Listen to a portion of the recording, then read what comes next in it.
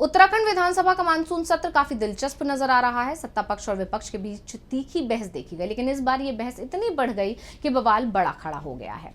विधायकों ने माइक फेंक दिया, टेबल तक पलटने की कोशिश की, जिस पर विधानसभा स्पीकर का गुस्सा फूट पड़ा और वो सदन छोड़कर चले गए। तो क्यों उत्तराखंड विधानसभा में हुआ बवाल, जानने के लिए देखिए रिपोर्ट। संसद या विधानसभा के सत्र में सत्ता पक्ष और विपक्ष में बहस का तीखी नोकझोंक में बदल जाना वैसे तो आम है, लेकिन बहस का आक्रामक रूप ले लेना चौंकाने वाला है। लेकिन अब कुछ ऐसा ही मंजर दिखा उत्तराखंड विधानसभा में, जहां मानसून सत्र के पहले दिन ही सदन में जोरदार बहस छिड़ गई। सत्र के शुरू होने से पहले ही विपक्ष ने ये साफ कर दिया था कि वो नैनीताल में पंचायत चुनाव के दौरान हुई धांधली और उत्तरकाशी की आपदा पर सरकार से जवाब मांगेंगे।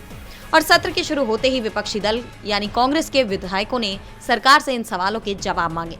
विधायकों ने वेल में पहुंचकर नारेबाजी भी शुरू कर दी। विपक्ष के विरोध के बीच सदन में गहमा गहमी का माहौल देखा गया।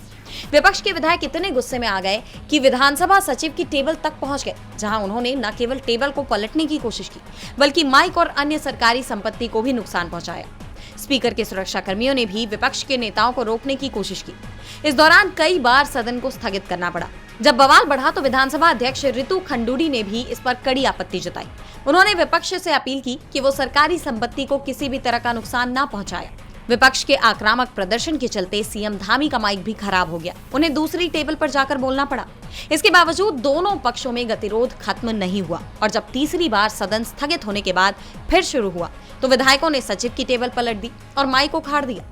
इससे गुस्सा होकर स्पीकर सदन छोड़कर चली गई। ऐसे में विधानसभा सत्र का ये पहला दिन चर्चा में बना हुआ है। डीवी लाइव की रिपोर्ट।